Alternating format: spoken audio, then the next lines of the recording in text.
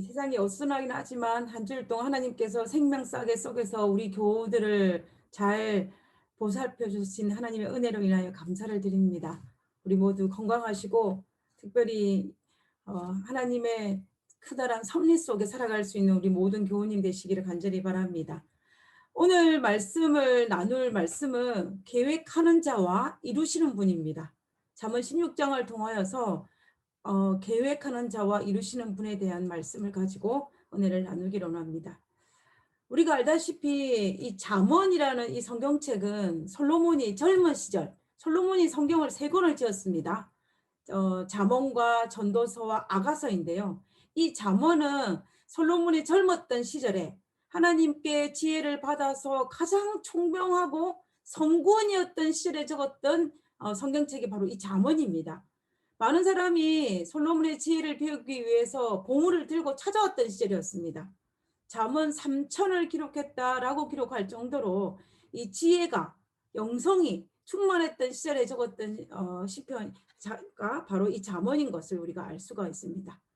저는 이 잠언서를 읽으면서 이 솔로몬의 전생애라는 게 비교해 보면서 어떤 생각을 하게 되냐면 솔로몬이 몰라서 반역을 하고 어리석은 왕이 된 것이 아니었다라는 사실입니다. 솔로몬은 정확하게 알고 있었습니다. 그럼에도 불구하고 정작 타인에게는 그 많은 권면을 하였지만 자신 스스로는 이 잠언에 기록된 이 권면을 경시, 소홀히 여기고 가볍게 여김으로 말미암아 넘어졌다라는 사실을 우리는 솔로몬의 전생애와 잠언서를 통하여서 알 수가 있습니다. 그것에 대한 아주 성경의 가장 강력한 증거가 잠언에 분명히 나타나 있는데요. 그 부분이 이방 여인을 품지 말라는 부분입니다. 이 솔로몬은 알고 있었습니다. 잠언 5장 1절에 보면 내 아들아 어찌하여 음녀를 연모하겠으며 어찌하여 이방 계집의 가슴을 안겠느냐라고 했습니다.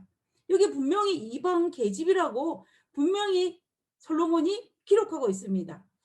그런데 참 아이러니하게도 이 이방 여인으로 말미암아 이 폐역의 길로 들어선 왕이 누구냐면 그 대표적인 사람이 바로 솔로몬이라는 것입니다. 이 솔로몬이 이방 여인을 아내로 맞이하는 시점을 가만히 살펴보면 그가 왕위에 오른 지 꽤 오랜 시간이 지나서 이방 여인을 아내로 맞이한 것이 아닙니다. 그가 왕위에 오르기도 전에 이미 이방 여인이었던 암몬 여인과 결혼하여서 아내를 맞이하였습니다. 우리가 그것을 어떻게 알 수 있냐면 솔로몬이 40년 동안 통치하고 난 다음에 그가 죽고 그의 아들 르호보암이 왕위에 오르는데 이 르호보암이 왕위에 오를 때의 나이가 41세라고 하였습니다. 그리고 르호보암의 어머니는 암몬 사람 나아마라고 되어 있어요. 나아마라고. 그러니까 결과적으로 우리가 볼 때는 솔로몬은 왕위에 오르기 전에 이미 이방 여인과 결혼을 하였고 그 이방 여인 사이에 아이가 태어났다라는 것을 우리가 알 수가 있는 것입니다. 그래서 그때부터 시작하였던 이방 여인을 아내로 맞이한 이 이야기는 그가 왕위에 오르고 난 다음에 이 결혼 동맹이라는 것이라는 그 계획 하에서 많은 이방 여인들과 결혼을 했던 것을 볼 수가 있습니다. 우리가 알다시피 솔로몬의 아내는 몇 명이냐면 700명입니다. 첩이 몇 명이냐면 300명입니다. 토탈 1000명입니다. 이 많은 사람들을, 물론 이 사람들 속에는 유대인도 있었겠죠. 그러나 그에게 문제가 됐던 수많은 이방 여인들이 결혼동맹이라는 그 허울 좋은 미명 아래에 많은 이방 여인들을 가슴에 안고 결혼했다는 것을 우리가 알 수가 있습니다. 이때 솔로몬이 수많은 이방 여인들을 아내로 맞이하면서 어떤 생각을 했는지를 우리가 이 선자왕에 보면 잘 나와 있습니다. 그 부분을 한번 읽어보도록 하겠습니다. 솔로몬은 그의 지혜와 모본의 힘이 그의 아내들을 우상 숭배에서 참 하나님을 섬기도록 인도할 것이며, 다시 말하면 그들을 이방신을 섬기는 여인에서 하나님을 섬기는 여인으로 개종할 수 있을 것이라고 생각했던 것입니다. 이렇게 체결된 결혼 동맹은 주위에 있는 열국들과 이스라엘과 긴밀한 접촉을 갖게 할 수 있다고 자만했다. 이 얼마나 헛된 희망인가. 자기 자신이 이교 동맹자들의 가마를 저항할 만큼 충분히 강하다고 생각한 솔로몬의 가오는 치명적이었다. 우리가 이 부분을 볼 때에 솔로몬이 어떻게 했다는 거예요. 내가 충분히 이방 여인을 아내로 맞이함에도 불구했음에도 내가 영적으로 손해보지 아니하고 이 이방 여인을 개종시킬 수 있다고 스스로 생각했다라는 것입니다. 그런데 잠언에서 솔로몬이 뭐라고 이야기했냐면 잠언 3장 7절에 그가 이렇게 이야기했습니다. 스스로 지혜롭게 여기지 말지어다. 스스로 지혜롭게 여기지 말지어다. 그런데 솔로몬은 어떻게 했습니까? 자만했다고 그랬어요. 나는 충분히 이방 여인을 아내로 맞이하여서 그를 개종시킬 수 있고 또 주변 나라들과 결혼 동맹이라는 걸 통하여서 평화와 화평을 누릴 수 있을 것이라고 스스로 뭐 했다는 거 자만했다는 것입니다. 스스로 지혜롭게 여기지 말라 놓고서 본인은 정작 스스로 지혜롭게 여겼다라는 것을 우리가 알 수가 있는 것입니다. 솔로몬 이 생각을 품게 되자 솔로몬이 이방 여인을 자기 아내로 맞이하는데 두려워하지 않았습니다. 그리고 그 아내를 맞이하는 일에 있어서 하나님께 인도를 구하지도 않았습니다. 하나님께 지혜도 구하지 않았을 것이고 그러다 보니까 어떻게 했겠습니까? 이방 여인을 아내로 맞이하는 것에 대해서 하나님께 기도하지 않음으로 말미암아 이 솔로몬은 하나님께 도움도 요청하지 않았다는 것을 볼 수가 있는 것입니다. 왜냐하면 자기는 충분히 자기 스스로 지혜롭다고 여겼기 때문에 그렇게 할 수가 있다는 것입니다. 만약에 솔로몬이 하나님 앞에 겸손히 이방 여인을 아내로 데려오는 이 사실을 두고 하나님께 기도했다면 하나님께서 어떻게 하셨겠습니까? 하나님은 분명히 그 일을 막으셨을 것입니다. 어느 정도는. 그러나 자신을 지혜롭다 생각한 이 솔로몬의 교만이 그를 파멸로 이끌어간 것을 우리가 알 수가 있습니다. 우리가 중동의 이 여러 지역에서 내려오는 말 중에 공통된 지혜서에서 이런 말이 있다고 합니다. 삶의 원리와 세상의 질서를 알고 자신의 삶을 거기에 어디에? 삶의 원리와 세상의 질서 이기에 맞추는 사람을 지혜로운 사람으로 여겼다라는 내용이 있습니다. 이 말은 무슨 말이냐면 결국 어떤 지혜, 어떤 진리 여기에서 내 삶을 맞추는 사람이 지혜로운 사람이라는 것입니다. 솔로몬이 잠언서를 왜 적었겠습니까? 솔로몬이 잠언을 기록한 목적은 이스라엘 백성들이 인간의 지혜가 아닌 하나님의 지혜를 알고 자신의 삶을 그 하나님의 지혜에 맞추는 지혜로운 삶을 살게 하기 위해서 이 잠언서를 기록한 것입니다. 그러기 위해서 잠언을 기록하였습니다. 그러나 정작 솔로몬은 분명히 잠언서를 통하여서 무엇이 진리이고 무엇이 하나님의 뜻이고 무엇이 하나님의 지혜인지를 알았습니다.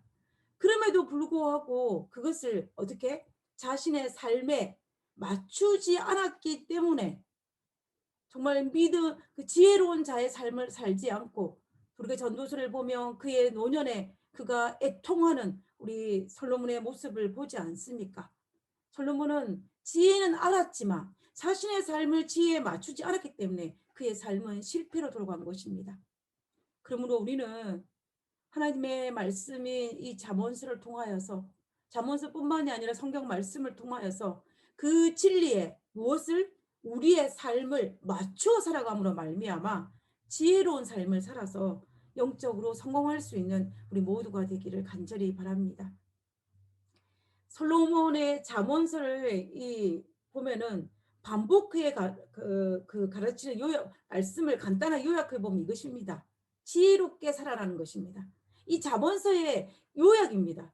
여러 가지 비유와 여러 가지 미사어를 들면서 반복하여 설명하고 있지만 결국은 뭐냐면 지혜롭게 살라는 것이 바로 잠언서의 핵심적인 요약인 것을 볼 수가 있습니다. 그런데 그 지혜가 어디에서 나오냐면 그 지혜는 바로 다른 곳에서 나오는 것이 아니라 하나님을 경외하는 데에서 나온다는 것을 이야기하는 것입니다.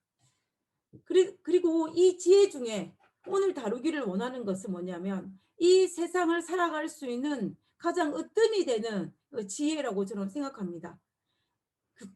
그것은 뭐냐면 이 세계를 운영하시는 이 지구 전체를 나의 삶을 운영하시는 분은 인간이 아니라 누구? 하나님이라는 것을 알고 인정하는 삶을 살아가는 것이 지혜로운 삶이라는 것입니다. 우리가 그 말씀을 잠언서를 통해서 한번 살펴보도록 하겠습니다. 잠언 16장 1절입니다. 16장 1절 우리가 너무 잘 아는 말씀이기 때문에 다 같이 한번 읽어보도록 하겠습니다. 잠언 16장 1절입니다. 마음의 경영은 사람에게 있어도 말의 응답은 누구에게로? 여호와께로 나오느니라.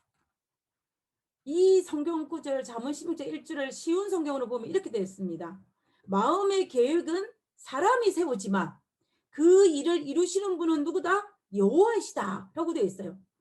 마음의 계획은 사람이 세우지만 그 일을 이루시는 분은 여호와시다라고 쉬운 성경에 번역된 것을 볼 수가 있는데 우리는 이 잠언 16장 1절에 있는 이 말씀의 의도가 계획을 세우고 시작하는 것은 사람일지 모르지만 그 일을 이루시는 분, 그 일을 성공케 하시는 분은 누구냐면 바로 하나님이라는 것입니다.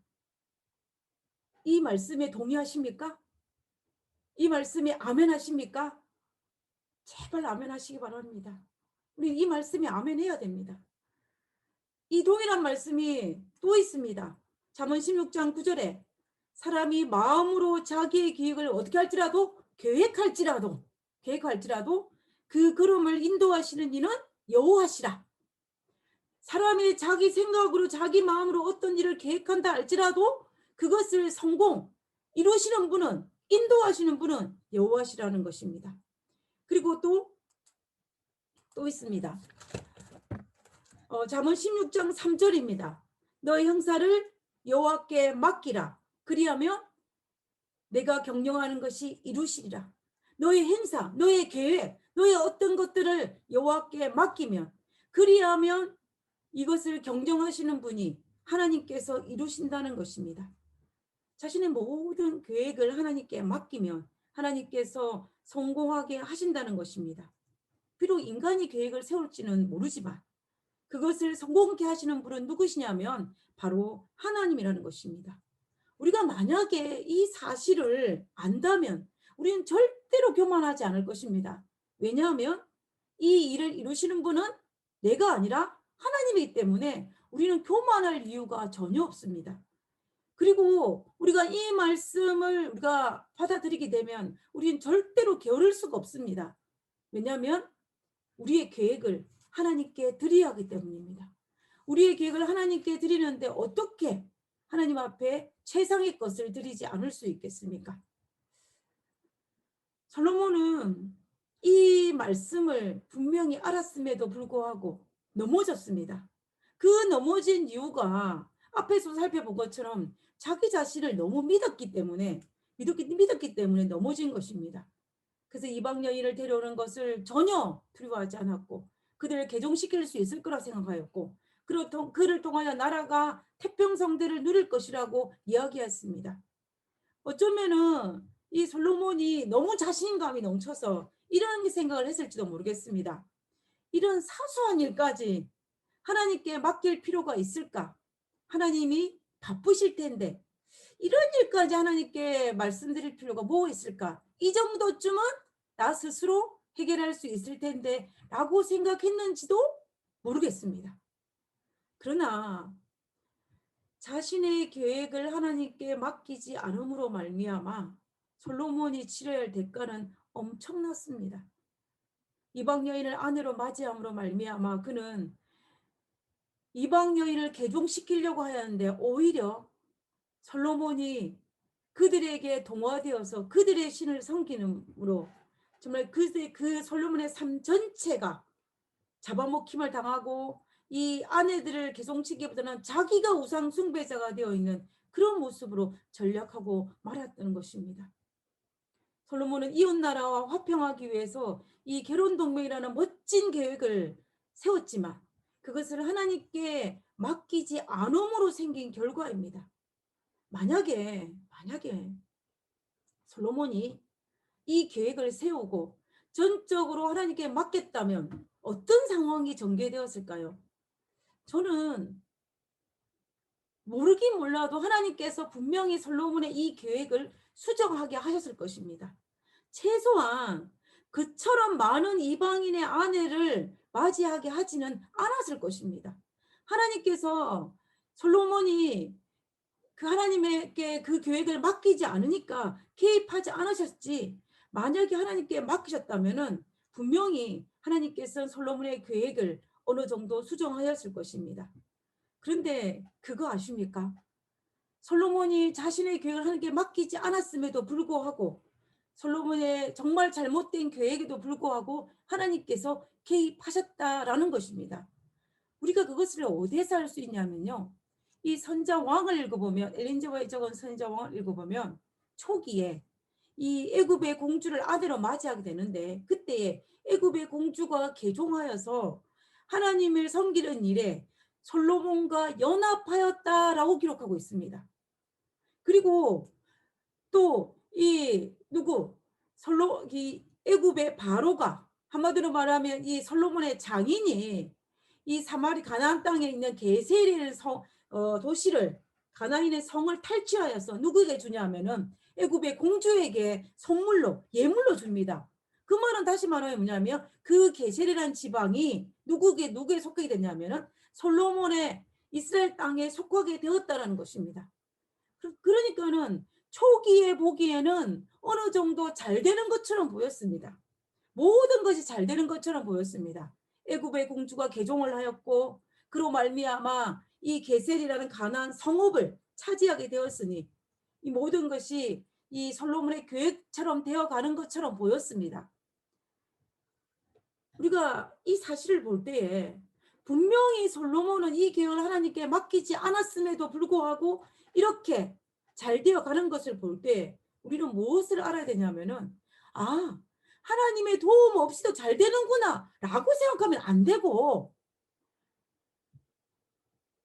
비록 하나님께 모든 것을 맡기지 아니하였음에도 불구하고 하나님은 자비롭고 은혜롭고 노하기를 더디하신다는 사실을 알아야 된다는 것입니다.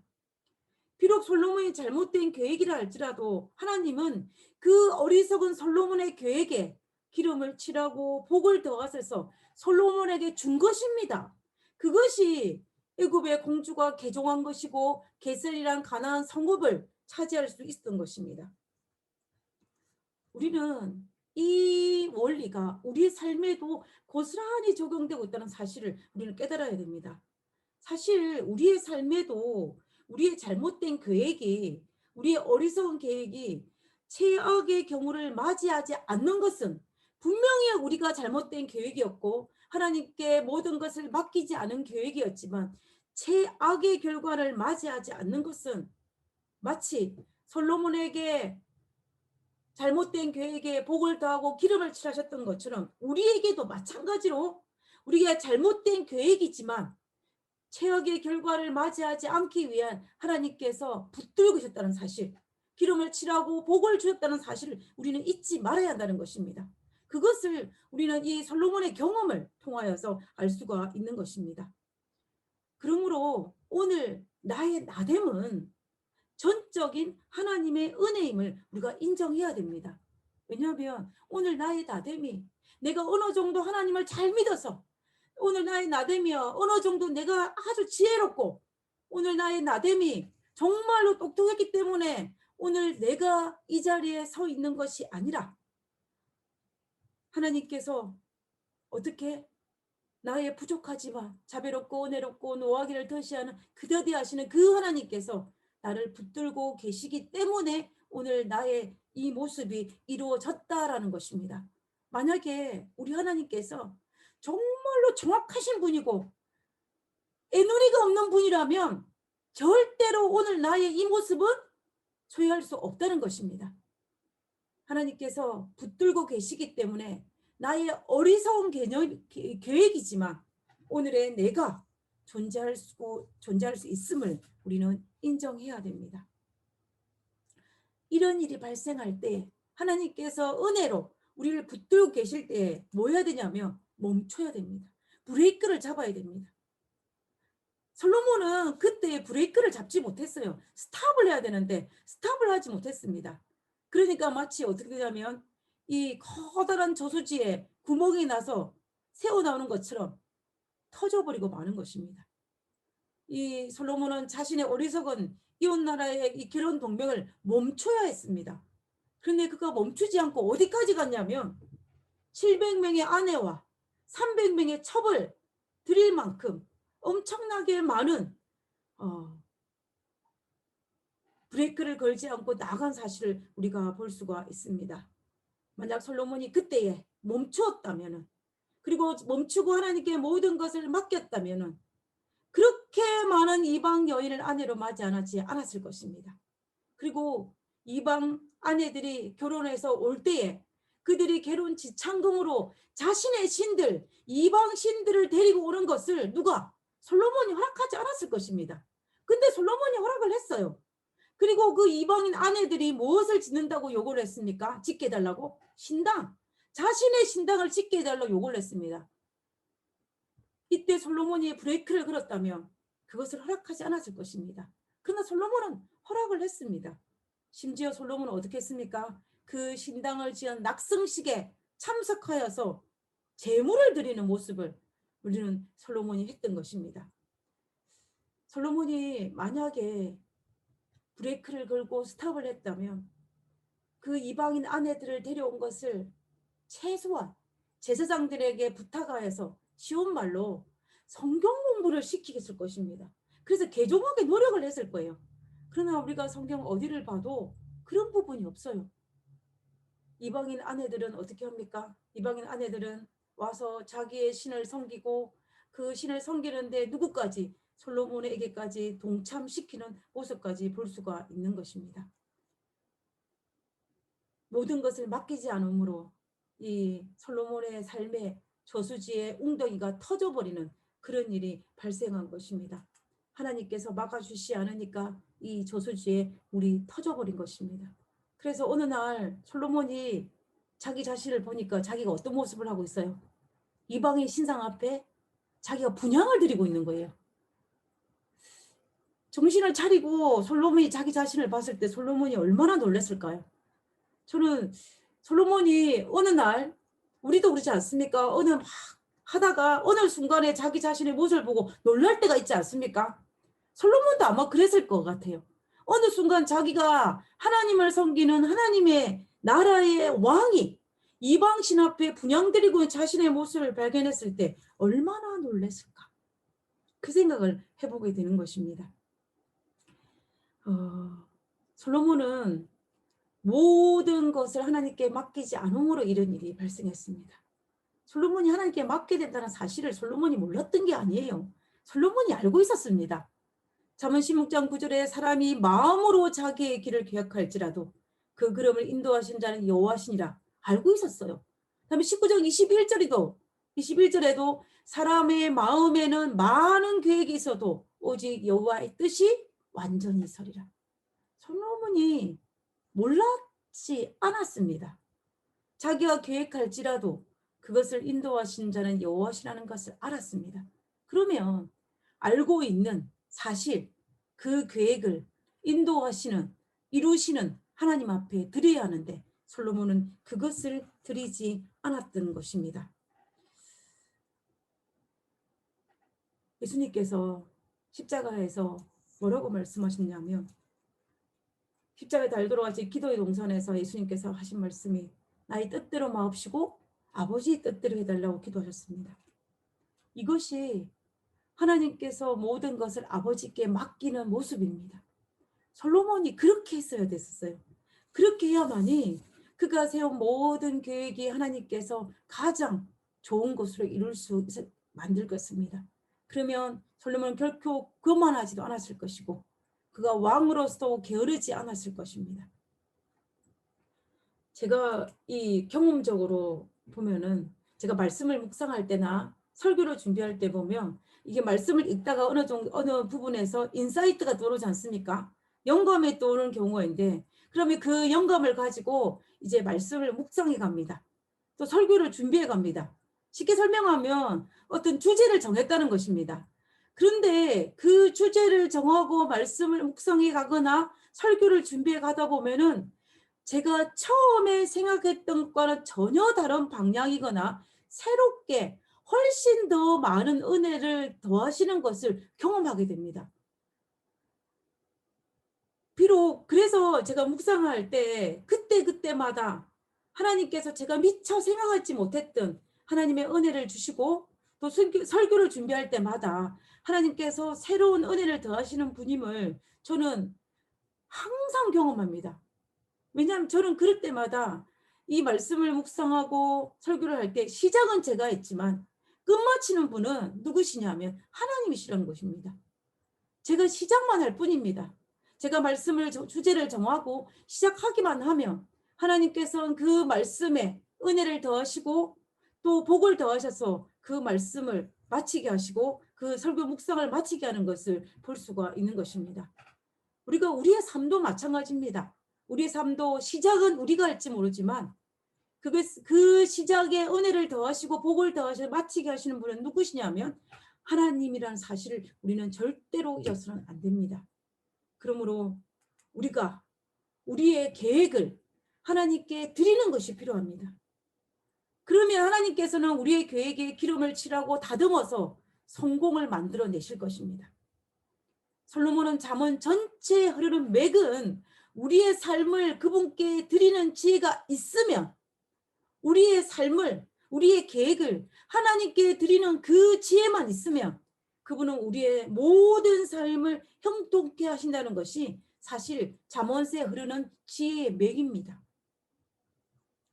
한글 킹제임스 번역에는 뭐라고 이야기했냐면은 하나님께 모든 말씀을 드리고 하나님께 말 순종하며 우리 모든 게 하나님께 드리면은 잠언 4장 12절에 이렇게 기록하고 있습니다. 우리 다 같이 한번 읽어보도록 하겠습니다. 내가 다닐 때에 내 걸음이 피곤치 아니할 것이며 내가 달려갈 때에 걸려 넘어지지 아니하리라. 내가 하나님께 모든 것을 맡기고 하나님께 의지하면 내가 다닐 때에 내 걸음이 피곤치 아니한다는 것입니다. 내가 달려갈 때에 풀뿌리에 걸려서 돌멩이에 걸려서 넘어지지 아니할 것이라고 이야기하는 것입니다. 우리 인생을 살아가다 보면 얼마나 힘들고 지칠 때가 많이 있습니까? 그러나 내가 모든 것을 하나님께 맡길 때 하나님께서는 내 걸음이 피곤치 아니하게 할 것이며 달려갈 때 넘어지지 않게 하신다는 것입니다. 비록 뭐 할지는 모르지만 비틀거릴지는 모르고 우리의 계획이 부족하거나 보잘것 없을지는 모르지만 우리가 하나님께 드리면 하나님께서 역사하심으로 말미암아 이 일을 형통케 하신다는 것을 우리가 알 수가 있는 것입니다. 이 잠언서에 보면 이 사상이 성경 보면 이 부분뿐만 아니라 다른 비유를 들어서 설명하고 있는 것을 볼 수가 있습니다. 그 부분을 한번 살펴보도록 하겠습니다. 제비뽑기를 통해서 설명하고 있는 것을 볼 수가 있는데요. 잠언 16장 33절에 있는 말씀입니다. 사람이 제비를 뽑으나 이를 작정하기는 누구에게 있느니라? 여호와께 있느니라. 사람이 제비를 뽑지만 그 일을 결정하는 사람은 누구냐면 하나님께 있다라는 것입니다.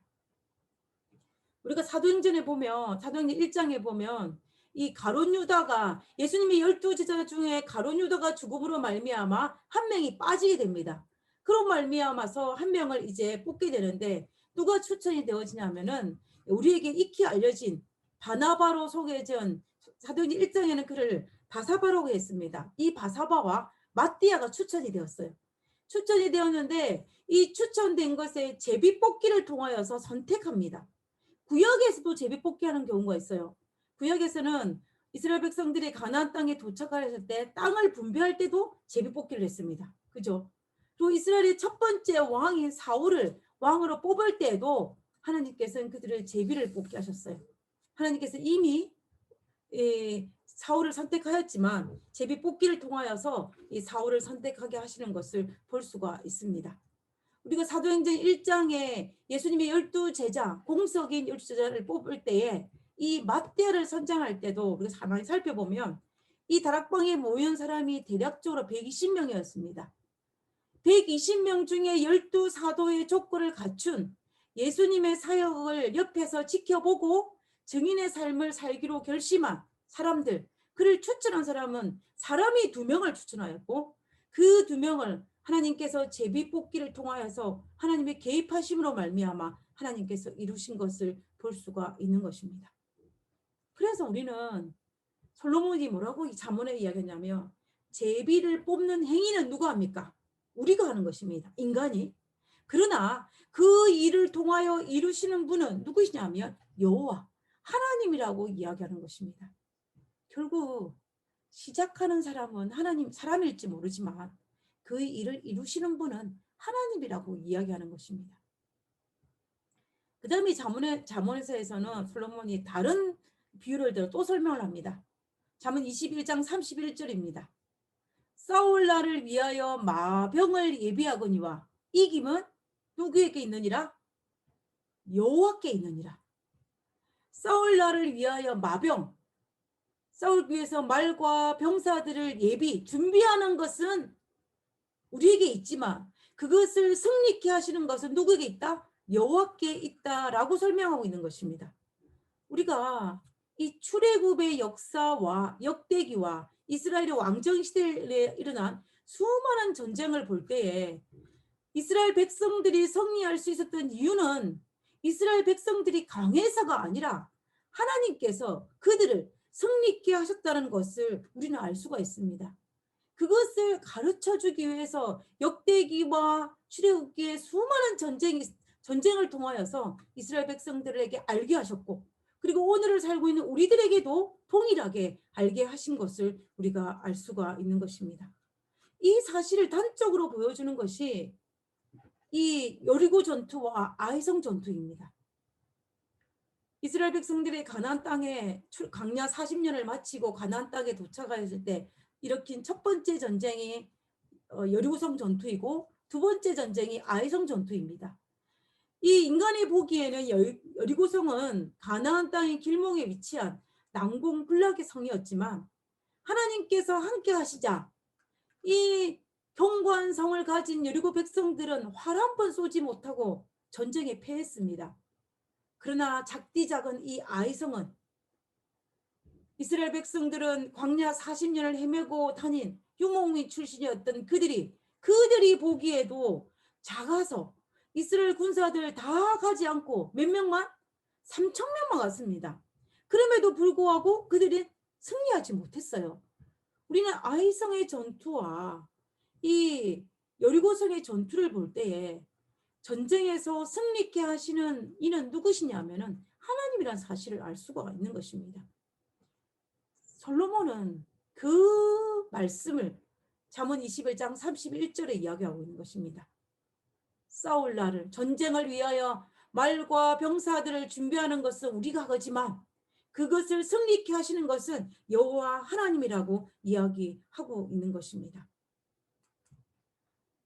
이스라엘 백성들이 승리케 하시는 하나님을 믿고 겸손하고 순종하는 마음으로 담대히 전쟁을 준비했던 것처럼 우리도 21세기를 살아가고 있는 우리도 2021년도를 살아가고 있는 우리도 우리의 앞날의 삶에도 그리고 우리의 계획에도 우리의 비전에도 우리의 가정의 계획에도 그리고 우리의 교회의 계획에도 승리케 하는 하나님을 믿고 우리의 모든 것을 하나님께 드림으로 담대히 나가는 것이 필요하다는 것입니다. 제가 한 가지 예화를 해드리기를 원합니다. 이 아프리카 정글에 선교사로 갔던 이 존슨이라는 선교사가 있었습니다. 이 존슨이라는 선교사가 어느 날 이 아프리카 정글을 나갔다가 길을 잃어버렸습니다. 이 존슨이 아무리 헤매고 다녀도 길을 찾을 수가 없는 거예요. 이제는 기지맥지하여 포기 상태에 이르게 되었습니다. 그런 순간에 누구를 만나게 됐냐면 원주민을 만나게 되었어요. 아프리카 원주민. 그래서 이제 이 원주민과 말이 잘 통하지는 않지만 그래도 어느 정도 작은 대화는 할 수 있었기 때문에 도움을 요청했습니다. 길을 잃어버렸으니 길을 찾게 해달라고 부탁을 했어요. 그러자 원주민이 뭐라고 했냐면 원주민이 자기를 따라오라는 것입니다. 그래서 이제 원주민이 앞장을 서고 이 존슨이라는 선교사가 따라갔습니다. 그런데 이 원주민이 얼마나 빨리 달리는지 따라잡기가 너무 힘든 것입니다. 그래도 이 존슨이라는 선교사는 살 길은 이 원주민을 따라가는 길밖에 없으니까 자기가 가지고 있는 모든 에너지를 동원하여서 쫓아간 것입니다. 이제 숨을 헐떡거리며 따라가는데 도저히 기지맥지라해서 더 이상 따라갈 수 있는 체력이 바닥이 난 것입니다. 그래서 선교사가 이 원주민을 잡았습니다. 불러 세웠습니다. 그리고 하는 말이 도대체 어디로 갑니까? 길은 어디에 있습니까? 라고 이제 하소연을 한 것입니다. 그러자 원주민이 이렇게 대답을 했습니다. 길은 없습니다. 바로 내가 길입니다. 믿고 따라오십시오. 그렇게 말하면서 원주민은 또 앞을 향해 나가는 것입니다. 그러니까 이 선교사가 어떻게 하겠습니까? 어쩔 수 없이 그 원주민을 따라갈 수밖에 없었습니다. 그래서 한참을 정거를 헤집고 원주민을 따라가다 보니까 드디어 목적지에 도착을 했습니다. 우리가 살아가는 세상도 이 아프리카 선교사가 경험했던 존슨이 경험한 것과 정말 흡사합니다. 우리가 살아가는 세상은 어디가 길인지 어디가 정답인지 알지 못하고 한 치 앞도 보이지 않은 세상을 살아가고 있습니다. 제가 우리 아들을 키우면서 제 마음속에 드는 생각이 뭐냐면 자녀를 양육하는 길이 어떤 정답이 있었으면 얼마나 좋을까라는 생각을 자주 합니다. 어떤 아이는 이렇게 하면 되지만 어떤 경우에는 이렇게 하면 안 되는 경우들이 있습니다. 어떤 경우는 맞는데 어떤 경우는 틀립니다. 어느 부모가 자기 자녀를 키울 때에 올바르게 키우지 않고 싶은 부모가 어디에 있겠습니까? 모든 부모들은 다 우리 아이가 잘 키우기 위해서 최대한의 노력을 합니다. 모두가 다 나의 자녀가 잘 자라기 위해서 최대한의 양육을 하지만 실제로 이 땅에 있는 모든 자녀들이 최상의 모습으로 우리 자녀들이 자라주지 않는 것은 사실입니다. 그래서 정말로 정답이 없는 것처럼 보일 때가 있습니다. 그래서 때로는 절망을 합니다. 마치 정글 속에 헤매는 누구처럼? 이 존슨이라는 선교사처럼. 그러나 이 존슨이라는 선교사가 그 원주민을 따라간 것처럼 우리도 하나님의 말씀을 믿고 하나님께서 허락하신 그 방법을 따라가다 보면은 우리의 자녀들이 하나님께서 가장 아름다운 길로 인도해 줄 것을 믿고 따라가는 것입니다. 그러면은 우리의 자녀도 하나님 앞에 드릴 수 있는 그런 아름다운 자녀가 될 수 있을 것입니다. 마찬가지로 우리의 인생도 우리의 삶도 삐뚤삐뚤한 우리의 계획이라 할지라도 하나님을 믿고 드리고 우리의 계획을 드리고 하나님을 따라가다 보면은 우리는 하나님께서 우리에게 제공하신 가장 아름다운 종착지에 도달할 것입니다. 내가 길이요 진리요 생명이니 나로 말미암지 않고는 아버지께로 올 자가 없느니라고 말씀하셨습니다. 나는 길이요 진리요 생명이라고 말씀하신 그 아버지께, 그 하나님께, 그 예수님께 따라가기 위해서 우리는 성경을 통하여서 제시되어진 그 말씀을 따라 살아가는 것이 필요합니다. 솔로몬은 알았지만 그 말씀을 삶에 실천하지 않았기 때문에 실패하였습니다. 우리가 이 땅에 살면서 우리도 성경의 말씀을 여러 번 읽어서 알지만 그것을 내 삶에 적용시키지 아니하면 우리도 제2의 솔로몬이 될 수 있는 것입니다. 그러므로 우리는 매번 하나님의 말씀을 읽으면서 최선을 다하여서 하나님 말씀에 내 삶을 맞추어감으로 정말 지혜로운 자가 되어야 할 것입니다. 그렇게 될 때에 하나님께서는 우리에게 가장 아름다운 보상을 우리에게 해주실 것입니다. 우리 모두 이 솔로몬의 권면, 이 잠언서의 권면을 따라서 지혜롭게 살 수 있는 우리 모두가 되기를 간절히 바라면서 오늘 말씀을 마치도록 하겠습니다. 찬미하고 마치도록 하겠습니다.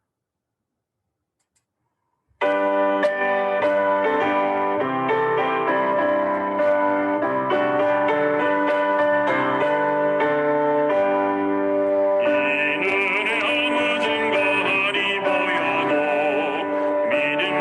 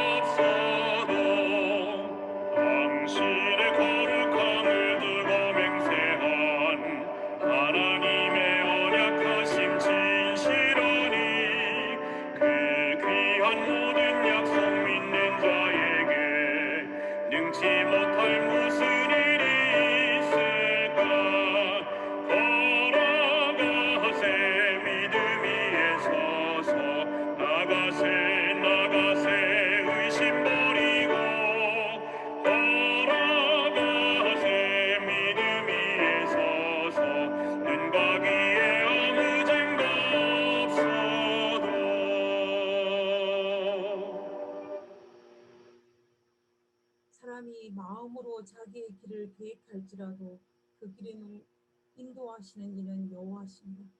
하늘에 계신 하나님 감사합니다. 우리의 부족한 계획이고 삐뚤어진 계획이고 정말 어설픈 계획이라 할지라도 하나님께서 그것을 이루시고 인도하신다는 사실로 인하여 감사를 드립니다. 하나님, 저희들은 하나님만 믿고 나아가겠사오니 우리를 붙들어 주시고 우리를 붙잡아 주셔서 예수님께서 우리에게 약속하신 그 하늘나라와 하나님께서 약속하신 이 땅에 우리가 감당해야 할 그 사명을 감당할 수 있도록 주여 축복하여 주시옵소서. 하나님, 이 자리에 머리 숙인 모든 믿음의 백성들의 머리 위에 주의 성령을 부어주시고 하나님께서 그들의 삶을 인도하여 주옵기를 간구합니다. 우리 모두가 하나님 앞에 빈 마음으로 살아갈 수 있는 우리 모두가 되기를 간절히 바라오며 거룩하신 예수님 이름으로 기도드렸습니다. 아멘. 우리 광고 말씀까지 드리겠습니다. 우리 내일은 우리 영어권 가족들과 함께 연합 예배를 드립니다. 교과 공부를 먼저 하신 이후에 10시 45분까지 공부를 마치시고 본당에 오셔서 우리 영어권들이 이끄는 찬양 예배에 함께 동참해 주시기 바랍니다. 내일은 점심 파트락 도시락을 우리 박원순 집사님, 정미경 집사님께서 또 맛있게 준비해 주시겠습니다. 우리 집사님들께 참 감사드립니다. 지난주 일요일 날 날씨가 많이 무더운 날씨였지만 여러 성도님들이 함께 동참해 주셔서 우리 튀어오른 그 바닥을 다 정리하고 평탄 작업을 했습니다. 그래서 울퉁불퉁했던 것들이 나중에는 정말 깔끔하게 이렇게 정리가 됐는데요. 특별히 우리 요재상 목사님도 함께 오셔서 어려운 일을 또 함께 감당해 주셔서 참으로 감사했습니다. 그리고 우리 여집사님들은 또 김장을 위해서 수고 많이 해 주셨고요. 그래서 우리 김장 김치가 잘 준비가 되어서 파트락 때 이제 조별로 그렇게 할당 받아서 사용할 수 있게 되었습니다. 김치와 또 모든 작업들 위해서 수고해 주신 모든 분들께 진심으로 감사를 드립니다. 슈퍼 천연치료 세미나, 천연 요리 건강 천연치료 세미나가 이제 마지막 날이 되었습니다. 강의는 일반 강의는 광고 등으로 다 끝났는데 전체를 다 아우르며 question and answer 시간을 조앤나 김 선생님과 함께 마지막 갖고 이제 마무리 짓게 됩니다. 우리 마지막까지 동참해 주시기 바랍니다. 우리 평탄 작업이 다 된 우리 바닥과 그 위에 또 테이블이 완전히 조립이 다 돼서요. 이번 또 안식일에 도시락을 받지만 뛰어서라도 가능한 분들은 또 그 식탁을 누리시게 되기를 바랍니다. 특별히 그리고 계속되는 가뭄에 대비하고 우리 아름다운 환경 조성을 위해서 우리 교회 안뜰 식당과 사택 옆에 있는 부분에 인조 잔디를 설치하기로 하게 되었습니다. 우리 전영길 장로님 가정에서 설치하는 데 드는 재반 경비와 또 설치하는 과정에 많은 수고를 함께 해주시고 또 저희들이 가능하면 또 함께 돕도록 그렇게 하겠습니다. 우리 전영길 장로님 가정의 귀한 헌신에 참으로 감사드립니다. 우리 화면에 보이는 그 저 안쪽에 있는 그 잔디밭과 그 옆에 교회 사택 옆에 있는 잔디밭이 이제 인조 잔디로 전도의 전까지 그렇게 준비하고자 계획하고 있습니다. 감사합니다. 예, 인조 잔디 그냥 제 샘플 한번 사진 찍어봤고요. 영어권 리더들이 내일 저녁에 미팅이 있겠습니다. 그리고 우리 박용호 박사님의 인생 90여 종의 발자취 책자에 가 나와서 8월 15일 일요일 우리 광복절 일요일 저녁에 5시에 교회에서 출판 기념회를 갖게 되겠습니다.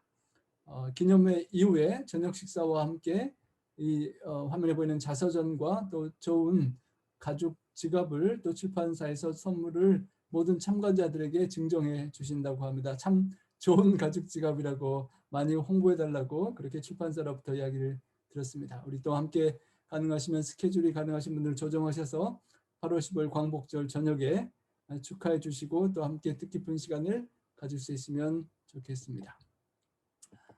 우리 교회 서기로부터 지난주부터 광고가 나갔는데요. 매주 교회 주소록을 업데이트하는 중입니다. 주소, 전화번호, 연락처 등을 그렇게 안내석에 있는 주소록에 고쳐주시거나 우리 염영대 전우님께 말씀해 주셔서 잘 업데이트되도록 도와주시면 좋겠습니다. 시주와 가정과 건강 함납이 작년보다 조금 부족한 상황입니다.